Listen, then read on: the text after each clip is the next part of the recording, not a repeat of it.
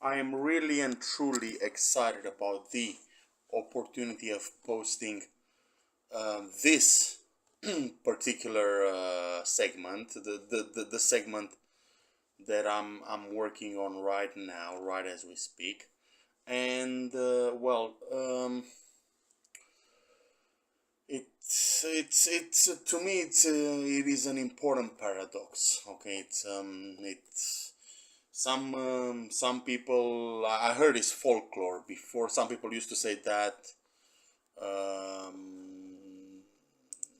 Okay, so the fallen angel, the devil, comes to us and presents to us paradoxes, and well, because of these supposed paradoxes about the nature of the creator, the creator of heaven and earth, Yahweh, because of some supposed, okay, fiction, because they're not paradoxes if we think about it, right? um, so because of some supposed paradoxes, then we're in fact we should succumb to atheism, and ultimately we should succumb to despair due to these paradoxes. And one of these paradoxes is the antinomy between our volition and the nature of the world outside us. And I've spoken about this. I mean, this question was settled by Wittgenstein 100 years ago. Another supposed paradox is the problem of evil. Okay, I'll state it as kindergarten kids usually state it, and kindergarten kids usually say, "Well, why do bad things happen to good people?" And this is not a paradox. The Lord in heaven gave us guardian angels, and well, so we have a halo around us. We have guardian angels, and whenever we do things that are despicable in the eyes of these angelic creatures, and whenever we do things that are despicable in the eyes of the Lord in heaven, well, the angels, our guardian angels, have to leave. Okay, in particular, one of the very atrocious type of behaviors that one could engage in is blasphemy. Okay, so whenever we blaspheme, the angels are not with us. But okay, let's not engage too much in this type of theological well, it's not speculation. Let's not engage too much in this kind of theological ontology, because I haven't planned this uh, in detail. So the paradox, so the seemingly pervasive paradox, it is a pervasive paradox, because many people kind of hold this doubt in their hearts and minds. And well, the paradox in question is, well, the existence of um, different religions. Okay, so is religion so what is religion? Okay, should we identify religion and race? Not necessarily. Is religion a lifestyle? Well, yes. Okay, so religion is lifestyle to a point. I mean, a person. A person like myself. Well, I hold religious views, but I can't say I'm rigorous in my religious practice. But okay, so just so we take this thing out of the way, I subscribe to Buddhism. Okay, so the religion that I subscribe to is Buddhism, and that's quite different. Okay, that's an Oriental type of view of the world. Okay. Am I going to hate a person of a different religion? No. Okay. Am I going? So then somebody who will get who will want to get really cheeky on purpose. They will say, "So would you hate somebody that's a hermetist? Okay. Would you hate somebody that's a Wiccan? Would you hate a Freemason?" And I'd say my answer to all of this, I'd say, well, these people are despicable and they're very, very dumb, very, very stupid. And in a way, I feel empathy for them because, well, Satan, the devil has got their hooks really bad on this type of people, right? And these people are demonized and they do suffer. People, they suffer pain. Okay, so my mission as a Buddhist is to show empathy. So I am to, as a Buddhist, as a bodhisattva, I am to show empathy to these people too. So I don't hate anybody. Okay, I don't project judgment on anybody, and my mission is to try to save. So one of the vows that we make in um, well, in my Zendo, this subtlety was not revealed to me. Well, I know, I have come across a passage that kind of gives a the differences. I have come across, so in a book written by Robert Atkin, who was the founder of the Diamond Sangha. I have come across a passage that gives actually the comments on the differences between Theravada and Mahayana, but I'm not going to go into that, and I'm not going to go into Buddhism too deeply on this one. Not that deep, though. I would recommend to you, in saying this, if you do have the time, and after all, what is there to do, right? What is there to do but to educate ourselves? So if you do have the time and you are interested in a branch of metaphysics that deals with existence, with things that exist, well, I would recommend this particular thing, which is a Pali dictionary. I'm not sure if this version, the version pictured right here, is exhaustive, complete and exhaustive. Yet, okay, so the way I like to think about it is the okay, so the Judeo-Christian Islamic tradition. Well, that deals with ethics, people. Okay, so everything that stems from Judaism deals with ethics. Okay, so that's what the Yahweh revealed to his people, and that's what ourselves as Christians or Muslims or Jews. This is what we follow. This is what we believe in. We believe in a religious mixture that's based on ethics. Okay, so whereas Buddhism, in particular Pali, so you can study Sanskrit, I guess. So I have not come across. I have not studied Sanskrit that much, and I had a friend who introduced me to some particular notions in Pali. Okay, so I had some debates, some conversations, one or two sessions, I guess, where I was introduced to Pali, and Pali deals with ontology. Okay, so what is the difference? So ethics.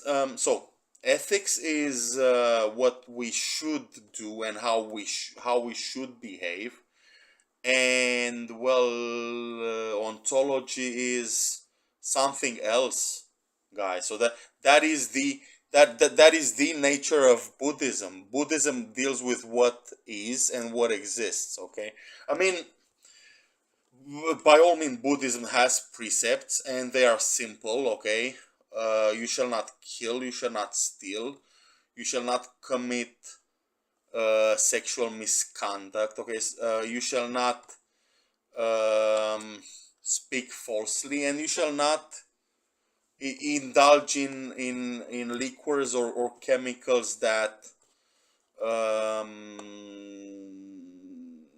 you shall not indulge in drugs or fermented liquor. Okay, so I guess this is my interpretation of the five precepts. Which okay, so there's 10 precepts actually, which so the other five on top of these five apply to monks only, and some of them are that you should respect the practice. Okay, so don't you should have respect for the three treasures in Buddhism, and you shouldn't you are not to sit on chairs or sleep in beds. Well, that's okay. So it gets a little bit abstract. I'm not a monk yet. I guess I have not made up my mind. I'd like to contribute more to civilization, and I'd like to write more maths. Okay, I would like to write more mathematics. I would like to develop a pedagogy of mathematics. I would like to um,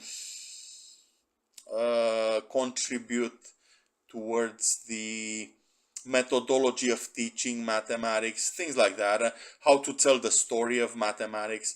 So, in my opinion, I still have things to offer and things to contribute scientifically. But well, it really depends. It does depend if I am going to be a monk or not. That depends on whether or not I'm finishing my um, whether or not I get to finish my academic tasks. So so that is the main difference between Buddhism and European religions, I guess. Um, the difference is precisely the difference between ontology and um, ethics, right? So I would, as I mean, how much accustomed should one get with Pali? Well, I think Pali is important. Okay, if so, for anybody that wants to understand the world better, okay. Well, I think a mixture of in a way a mixture of Buddhist ontology and Christian, Judaic, or I don't know, Islamic ethics, because these three religions, the Abrahamic religions, are very similar, and we follow a highly similar set of principles in our ethics, at least. But so a mixture between those is advisable. Okay, so I would, in fact, what I would do, I would get accustomed very well with with the concepts of Pali. I guess Pali is not a language you would speak. It is more like a web of concepts. It's so I guess you I would think Pali. So technically, when I think Pali, I think nouns. Okay, so I think nouns. but by all means, you can have verbs and adverbs in Pali. You can have attributes, but primarily I think nouns. Okay, so um, Pali is a way of thinking. Okay, so is Yiddish, but Yiddish is spoken, right? The Yiddish language is spoken. Yet, so Pali is a web of concepts and significations, and a way of thinking. And I would personally, I would for myself, and I would recommend this to anybody, guys, study Pali, okay? But okay, so enough about Buddhism, because I haven't planned to focus on Buddhism in this particular post. So, what is this thing, like a plurality of religions, the plurality of religious manifestations in humans implies that there exists no one true religion? Well, I'm not going to fall for that easy. So let us talk Judaism. Well, so even in Judaism, that there exists a plethora of schools of thought, right? So the the rabbis that I follow on YouTube are as follows. Would I? So I enjoy listening to Rabbi Yaron Roivan. Um, Rabbi Roivan is Chabad, I believe, and he of course I think he comes from Israel. He was and I also think he mentioned this. I think he's well trained, well versed in computer programming, and he was working for Wall Street at some particular point in time, and he did make a lot of money. And Rabbi Roivan is highly pedantic, especially with himself. He is um, highly,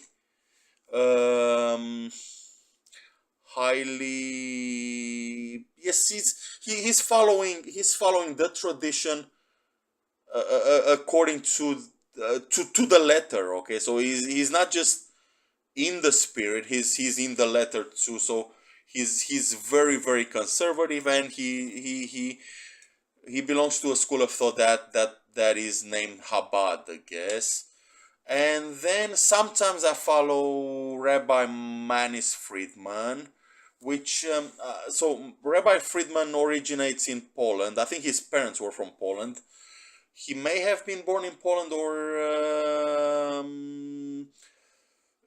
in any case, his roots are in Poland, and he belongs to a school of thought called Hasidism, which was developed by the Yiddish community in Central Eastern Europe. Sometimes a few decades before the Second World War, people. That's when Hasidism appeared, and that's so. Rabbi Friedman is, of course, he's quite old, I guess, as you can see from this picture. So he's with old age comes wisdom. So I would recommend you'd get familiarized with what he's saying. Um, if even though rabbis have this art that whenever they say something, they don't necessarily tell you stuff. They don't give factual knowledge that much, but um, they, they do have an art though at um, showing showing the truth rather than rather than telling the truth. But, well, by all means, by all means, they would tell the truth. But they have an art at showing the truth in the spirit of Wittgenstein. I guess Wittgenstein said, Whatever we can't speak about, we must pass over in silence." And a rabbi that I personally enjoy watching very much, and that's because of the seemingly academic nature of the expositions, together with a great sense of wit and an excellent sense of humor. Okay, so that's Rabbi Yosef Mizraki. Well, Rabbi Mizraki is Chabad too. He's not Hasidic, and well, there exist elements of Hasidism. Rabbi Mizraki would visit a Hasidic community if he was invited, if you know what I'm saying. Yeah, he's a great figure to watch, great figure to emulate, and well, I enjoy his wit, his sense of humor, and his wisdom. He's great. Rabbi Mizraki is great. So so these are the main three rabbis that I follow. So Rabbi Reuven, he studies a lot, and he's very he takes the practice to the letter, right? And he reads a lot, and he posts a lot. Um, and of course he says hello sometimes on YouTube. Um, Rabbi Friedman is the representative of Hasidism, I guess, and Rabbi Mizraki is a mixture of both. Well, I think his background is a little bit. So his background is Middle Eastern. His background is, I'm not sure how usual or unusual it is, but what I'm trying to say here is that Rabbi Mizraki would visit Yiddish communities too, even though he comes from a Hebrew background. And sometimes I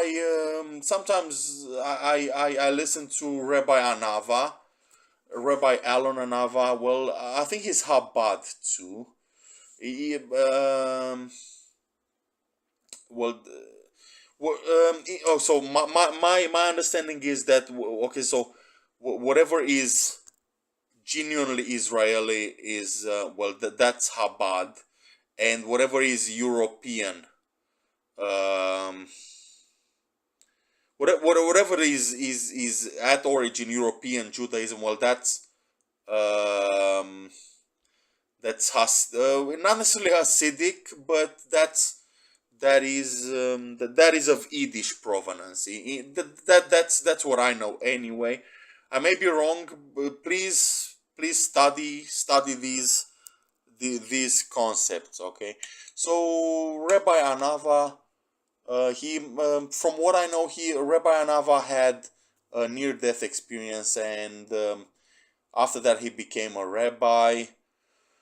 Well, I guess many people had near death experiences, and not all of them became rabbis. But he's a highly conservative rabbi too.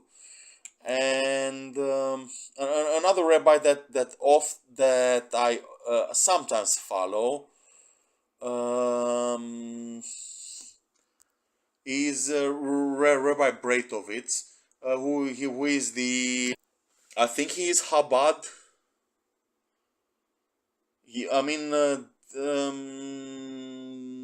yeah, that's a good point. Is Rabbi Breitovitz Chabad? Because, well, the name is Yiddish. So I mean, what type of school does he follow? But okay, so I mean, it is useful. by all means, it is useful to touch on concepts in Hebrew.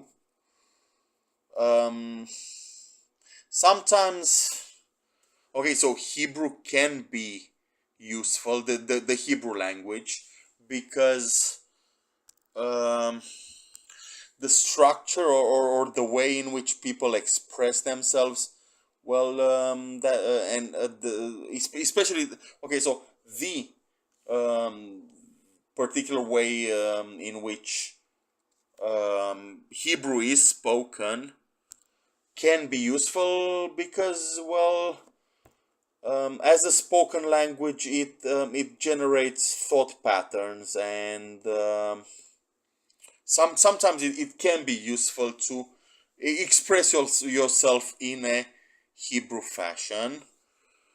But I would say Yiddish. So if we're talking, Judaism related material, I would say Yiddish. Perhaps it is perhaps more useful than Hebrew, because, well, it's based on German. It is a hybrid between German and Hebrew. That's Yiddish, and, well, it has a lot of wheat. Okay, Yiddish has a lot of wheat, people, and I would recommend not only learning Yiddish but studying the structure of Yiddish, like generative grammars, okay, the structure of sentences. I would personally, I would apply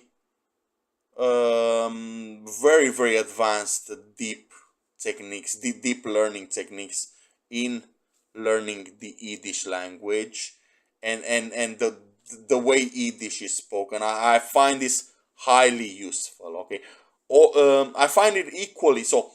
To me, Pali is highly useful from an ontology perspective, and Yiddish is also highly useful for its wit, and the way wisdom is passed through the Yiddish language. Okay, but okay, so that was more like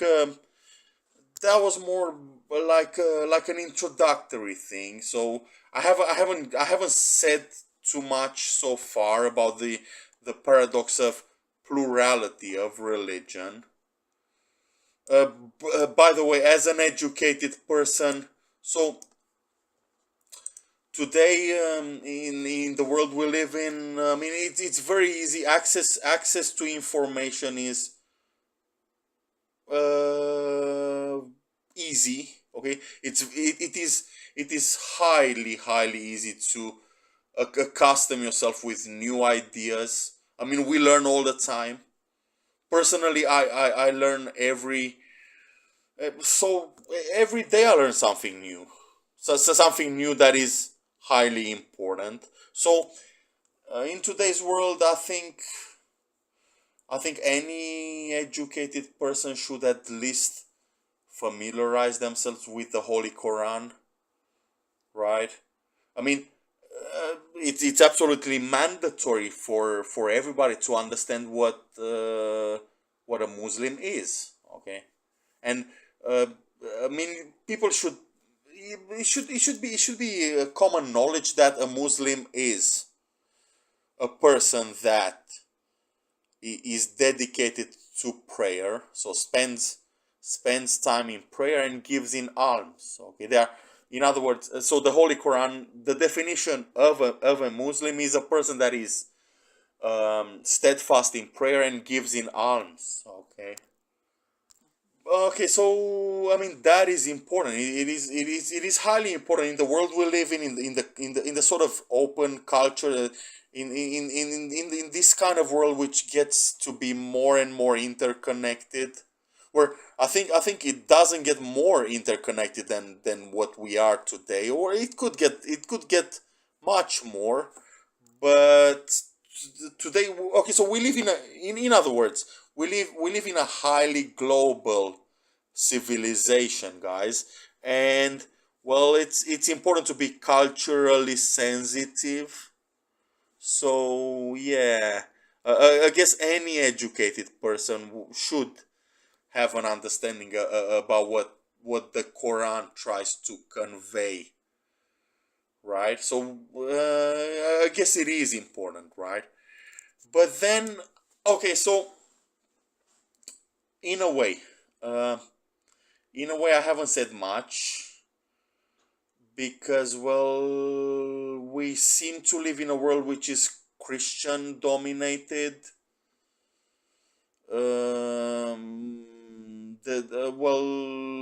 Christian. Oh, so okay, we as Christians we are in minority. If we're considering the other religions, not okay. So not considering Hermetism and witchcraft and Freemasonry, because this. So I refuse to subscribe to these particular ways of worship because I find them retarded. Okay, but okay, so Christianism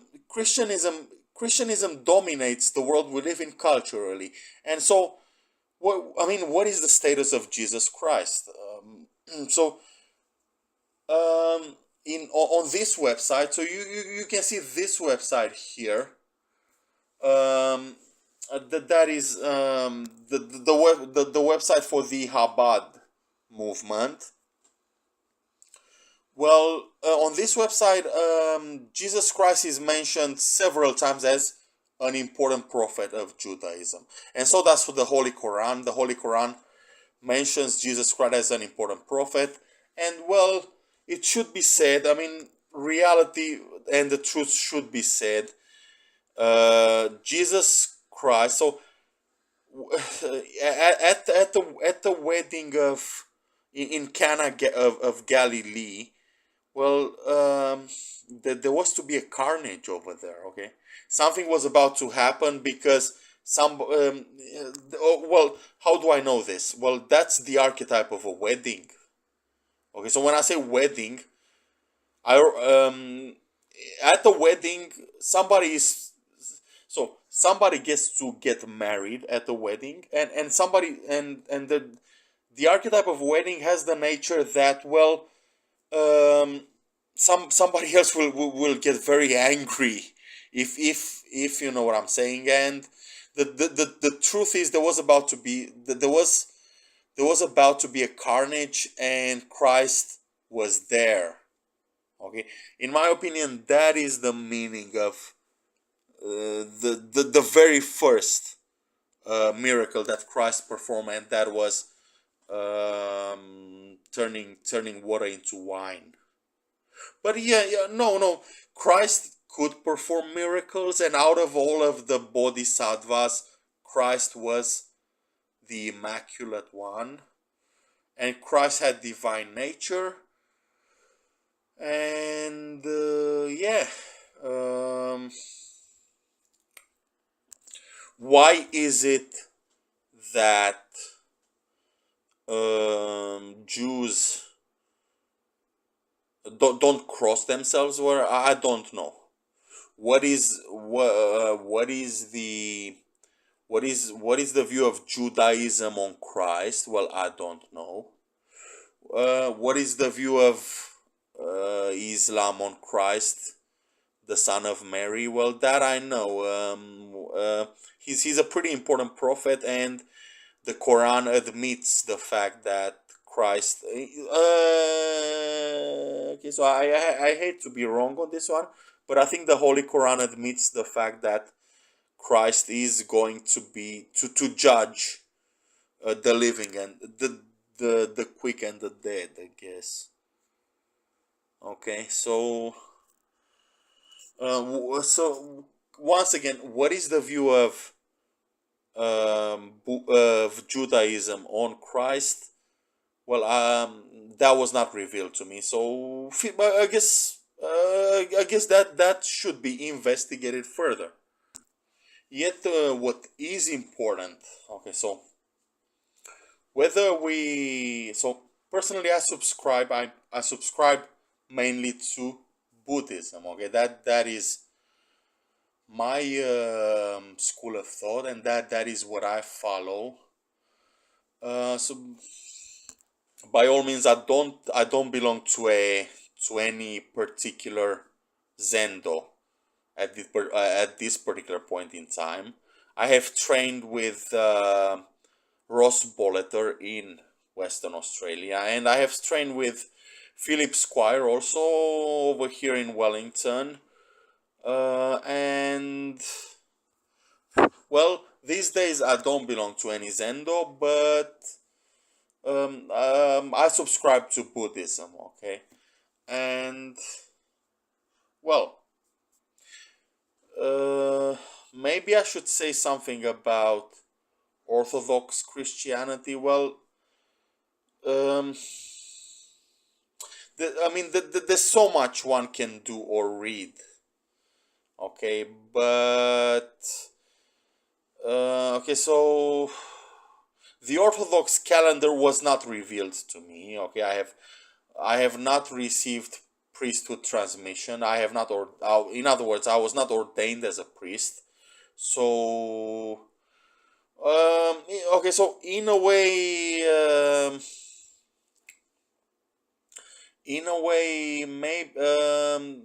maybe I should touch briefly on this one. Okay, so this is where it gets delicate because, well, for example, Serbian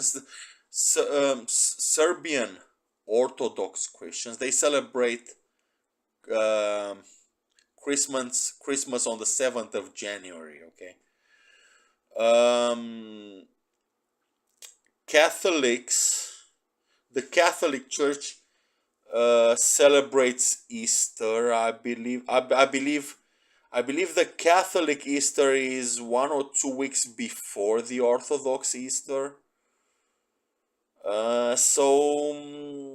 Okay, so we get into issues of calendar and observance of calendar. Okay,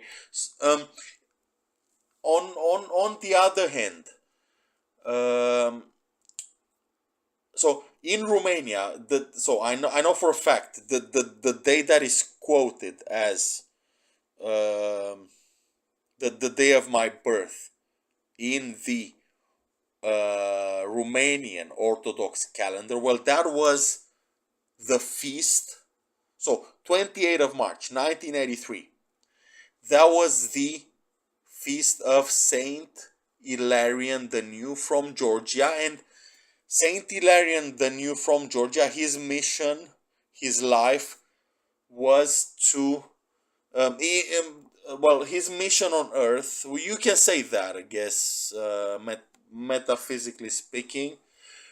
But okay, so what Saint Hilarion the New from Georgia did was defend holy places from the invasions of wrongdoers. Okay, so that's what Saint Hilarion the New from Georgia did, and that was the day I was born, or at least that's quoted on my birth certificate. On the other hand, um,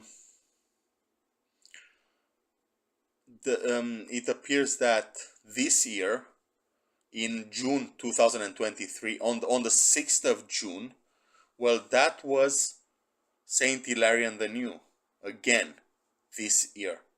Whereas today, the 8th, the 8th of June, we celebrate the burial of of a saint called Theodore Stratilat, I guess. And tomorrow, the 9th, we celebrate. So tomorrow, the 9th of June, we celebrate Saint Cyril of Alexandria. Okay, so um, I guess so. What is the meaning of this? What is the meaning of the Orthodox calendar? Well, these issues are delicate because, well, each congregation, an Orthodox congregation, first of all, each Orthodox, each Orthodox church in itself is autonomous. We, as Orthodox Christians, we don't have a pope. We accept, on the other hand, we accept Catholics and Celtic Christians, I guess Episcopalians and Anglicans. We accept them as valid because, well, before, prior to 1054, we did belong to the same church, right? So on virtue of this fact, we in principle we would celebrate Mass, and sometimes we do. As Orthodox Christians, we do celebrate Mass together with Catholics and possibly Anglicans.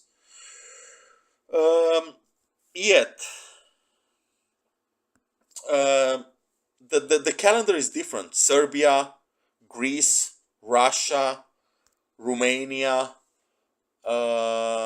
So all of these countries that are predominantly Orthodox Christian, well, they have different Orthodox calendars. Okay, so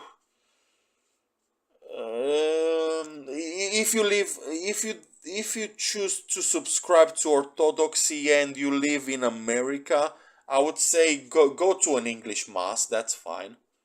Go to a mass that is celebrated in the English language, and follow the calendar that is proposed by the Orthodox Church in your country. Okay. Yet it doesn't hurt. Okay, so it doesn't hurt to read. So start your morning. I mean, what is there to do, right? Than to educate yourself.